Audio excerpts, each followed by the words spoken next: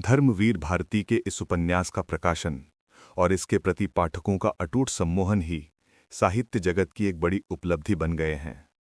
दरअसल ये उपन्यास हमारे समय में भारतीय भाषाओं की सबसे अधिक बिकने वाली लोकप्रिय साहित्य की पुस्तकों में पहली पंक्ति में है। लाखों लाख पाठकों के लिए प्रिय इस अनूठे उपन्यास की मांग आज भी वैसी ही बनी है जैसे कि इसके प्रकाशन के प्रारंभिक वर्षों में थी। और इस सब का बड़ा कारण शायद एक समर्थ रचनाकार की कोई अव्यक्त पीड़ा और एकांत आस्था है, जिसने इस उपन्यास को एक अद्वितीय कृति बना दिया है। प्रथम खंड। अगर पुराने जमाने की नगर देवता की और ग्राम देवताओं की कल्पनाएं आज भी मान्य होतीं, तो मैं कहता कि इलाहाबाद का नगर देवता जरूर कोई रोमांटिक कलाकार है। ऐसा लगता है कि इस शहर की बनावट, गठन, जिंदगी और रहन सहन में कोई बंधे बंधाए नियम नहीं, कहीं कोई कसाव नहीं, हर जगह एक खुलाव, एक बिखरी हुई सी अनियमितता। बनारस की गलियों से भी पतली गलियां और लखनऊ की सड़कों से चौड़ी सड़कें, यॉर्कशायर और आइटन के उपनगरों का मुकाबला करने वाली सिविल लाइन और दलदलों की गंदगी को मात करने वाले मोहल्ला।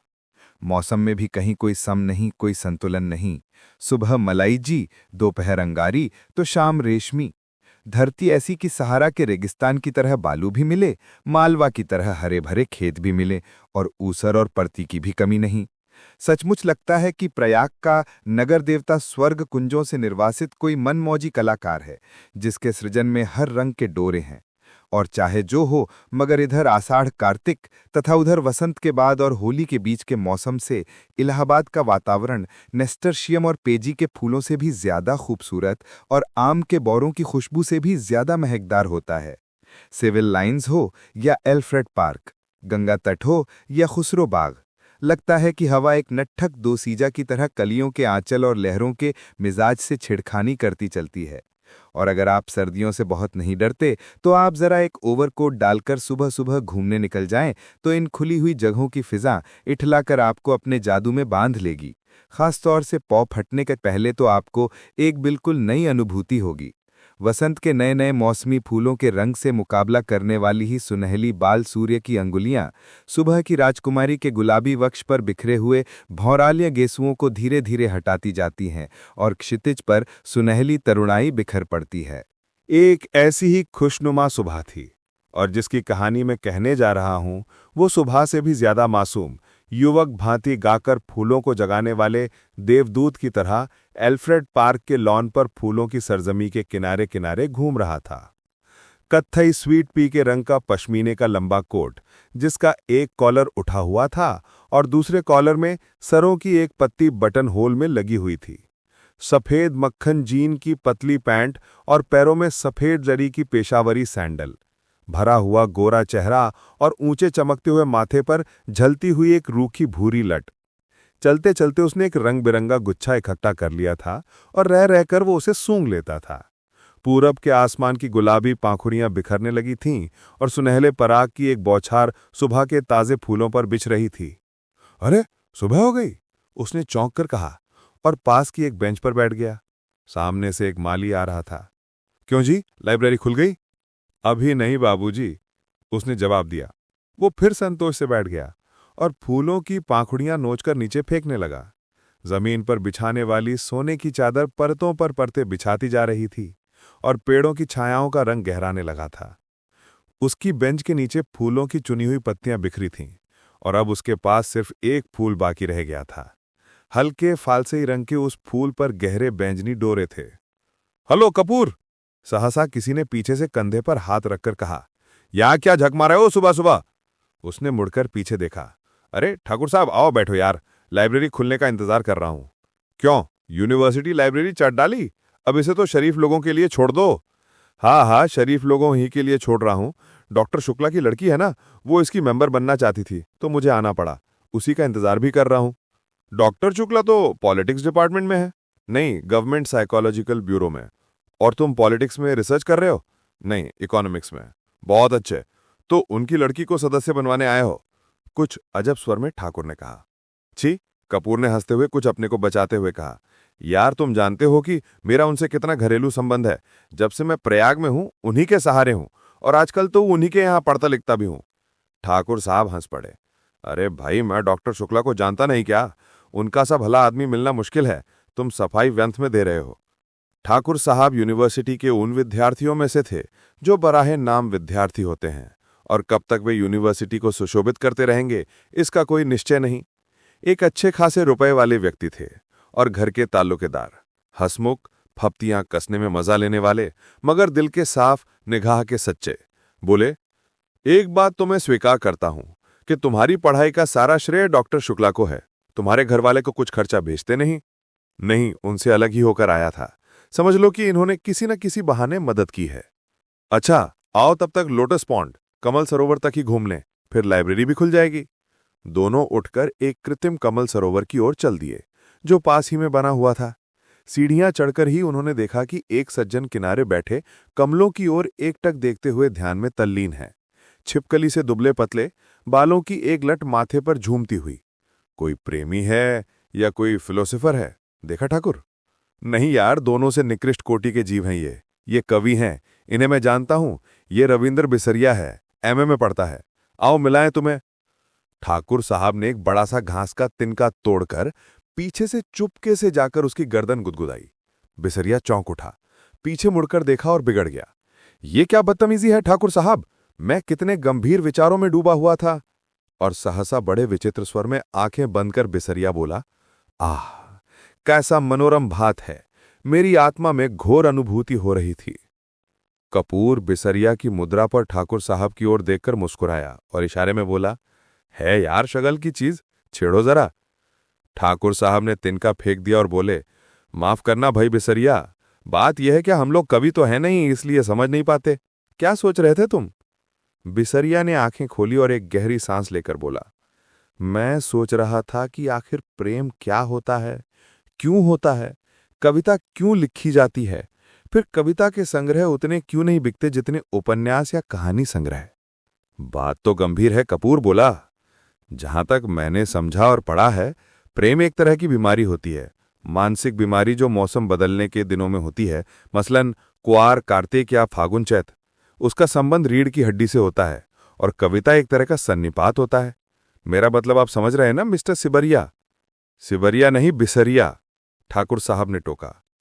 बिसरिया ने कुछ उजलत, कुछ परेशानी और कुछ गुस्से से उनकी ओर देखा और बोला, क्षमा कीजिएगा, आप या तो फ्राइडवादी हैं या प्रगतिवादी, और आपके विचार सर्वदा विदेशी हैं।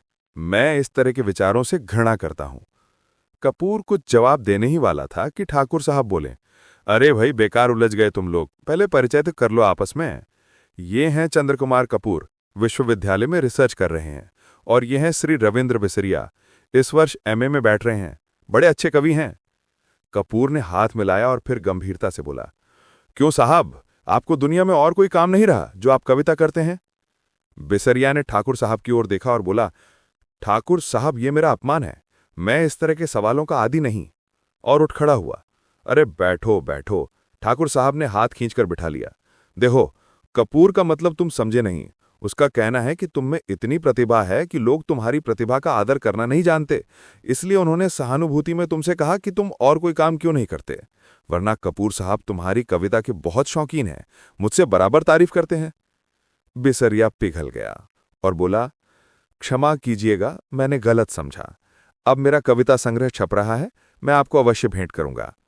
और फिर बिसरिया ठाकुर साहब की ओर मुड़कर बोला, अब लोग मेरी कविताओं की इतनी मांग करते हैं कि मैं परेशान हो गया हूं। अभी कल त्रिवेणी के संपादक मिले, कहने लगे अपना चित्र दे दो। मैंने कहा कि कोई चित्र नहीं है तो पीछे पड़ गए। आखिरकार मैंने आईडी कार्ड उठाकर दे दिया। वाह, कपूर बोला, मान गए आपको हम। तो आप राष्ट्रीय कविताएं लिखते हैं या प्रेम की? जैसा अवसर हो। ठाकुर साहब ने जड़ दिया, वैसे तो ये वॉर फ्रंट का कवि सम्मेलन, शराबबंदी कॉन्फ्रेंस का कवि सम्मेलन, शादी ब्याह का कवि सम्मेलन, साहित्य सम्मेलन का कवि सम्मेलन, सभी जगह बुलाए जाते हैं। बड़ा इनका यश है इनका। बिसरिया ने प्रशंसा से मुग्ध होकर देखा, मगर फिर एक गर्व का भाव मुंह पर लाकर गंभीर हो गया। कपूर थोड़ी देर चुप रहा, फिर बोला, तो कुछ हम लोगों को भी सुनाइए ना। अभी तो मूड नहीं है, बिसरिया बोला। ठाकुर साहब बिसरिया को पिछले 5 सालों से जानते थे। वे अच्छी तरह जानते थे कि बिसरिया किस समय और कैसे कविता सुनाता है। अतः बोले, ऐसे नहीं कपूर, आज शाम को आओ, जरा गंगा जी चलें, कुछ बोटिंग रहे, कुछ खाना पीना रहे, तब कविता भी सुनना। कपूर को बोटिंग का बेहद शौक था। फौरन राजी हो गया और शाम का विस्तृत कार्यक्रम बन गया। इतने में कार उधर से लाइब्रेरी की ओर गुजरी। कपूर ने देखा और बोला, अच्छा ठाकुर साहब, मुझे तो इजाजत दीजिए, अब चलूं लाइब्रेरी में। वो लोग आ गए। आप कहाँ चल रहे हैं? मैं जरा जिमखाने की ओर जा रहा हूं। अच्छा भाई, तो शाम को पक्की रही? बिल्कुल पक्की, कपूर बोला और चल दिया। लाइब्रेरी के पोर्टिको में कार रुकी थी और उसके अंदर ही डॉक्टर साहब की लड़की बैठी थी। क्यों सुधा, अंदर क्यों बैठी हो चंदर? तुम्हें ही देख रही थी चंदर। और वो उतर आई। दुबली पतली नाटी सी साधारण सी लड़की, बहुत सुंदर नहीं, केवल सुंदर, लेकिन बातचीत में बहुत दुलारी। चलो अंदर चलो, चंदर ने कहा। वो आगे बढ़ी, फिर ठिठक गई और बोली, चंदर, एक आदमी को 4 किताबें मिलती हैं। तो उसने बड़े भोलेपन से मुस्कुराते हुए कहा, तो तुम अपने नाम से मेंबर बन जाओ और 2 किताबें हमें दे दिया करना, बस, ज्यादा का हमें क्या करेंगे। नहीं, चंदर हंसा, तुम्हारा तो दिमाग खराब है, खुद क्यों नहीं बनती मेंबर? नहीं, हमें शर्म लगती है, तुम बन जाओ मेंबर हमारी जगह पर। पगली कहीं की, चंदर ने उसका कंधा पकड़कर आगे चलते हुए कहा। वाह रे शर्म, अभी ब्याह होगा तो कहना हमारी जगह तुम बैठ जाओ चंदर। कॉलेज में पहुंच गई लड़की, अभी शर्म नहीं छूटी इसकी, चल अंदर। और वो हिचकती ठिठकती झेमती और मुड़ मुड़कर चंदर की ओर रूठी हुई। थोड़ी देर बाद सुधा 4 किताबें लादे हुए निकली। कपूर ने कहा, लाओ मैं ले लूं। तो बांस की पतली टहनी की तरह लहराकर बोली, सदस्य मैं हूं, तुम्हें क्यों दूं किताबें? और जाकर कार के अंदर किताबें पटक दी। फिर बोली, आओ बैठो चंदर, मैं अब घर जाऊंगा। ऊहू, ये देखो। और उसने भीतर से कागजों का एक बंडल निकाला और बोली, देखो, ये पापा ने तुम्हारे लिए दिया है। लखनऊ में कॉन्फ्रेंस है ना, वहीं पढ़ने के लिए ये निबंध लिखा है उन्होंने। शाम तक ये टाइप हो जाना चाहिए। जहां संख्याएं हैं वहां खुद आपको बैठकर बोलना होगा। और पापा सुबह से ही कहीं गए हैं, समझे जनाब? उसने बिल्कुल अल्हड़ बक्कियों की तरह गर्दन हिलाकर शोक स्वर में कहा। कपूर ने बंडल ले लिया और कुछ सोचता हुआ बोला, लेकिन डॉक्टर साहब का हस्तलेख, इतने पृष्ठ, शाम तक कौन टाइप कर देगा? इसका भी इंतजाम है। और अपने ब्लाउज में से एक पत्र निकालकर चंदर के हाथ में देते हुए बोली, ये कोई पापा की पुरानी ईसाई छात्रा है, टाइपिस्ट, इसके घर में तुम्हें पहुंचाए देती हूं। मुखर्जी रोड पर रहती है ये, उसी के यहां टाइप करवा लेना और ये खत उसे दे देना। लेकिन अभी मैंने चाय नहीं पी। समझ गए, अब तुम सोच रहे होगे कि इसी बहाने सुधा तुम्हें चाय भी पिला देगी। सो मेरा काम नहीं है जो मैं चाय पिलाऊं, पापा का काम है ये। चलो आओ। चंदर जाकर भीतर बैठ गया और किताबें उठाकर देखने लगा। अरे, 4 कविता की किताबें उठा लाई, समझ में आएंगी तुम्हारे? क्यों सुधा? नहीं, चिढ़ाते हुए सुधा बोली, तुम कहो, तुम्हें समझा दे। इकोनॉमिक्स पढ़ने वाले क्या जाने साहित्य। अरे मुखर्जी रोड पर ले चलो ड्राइवर, इधर कहाँ चल रहे हो? नहीं, पहले घर चलो, सुधा बोली, चाय पी लो तब जाना। नहीं, मैं चाय नहीं पीऊंगा। वाह वाह, चाय नहीं पीऊंगा? सुधा की हंसी में दुधिया बचपन झलक उठा। मुंह तो सूखकर गोभी हो रहा है, चाय नहीं पिएंगे? बंगला आया तो सुधा ने महराजन से चाय बनाने के लिए कहा और चंदर को स्टडी रूम में बिठाकर प्याले निकालने के लिए चल दिए। अगले खंड के लिए कमेंट करें।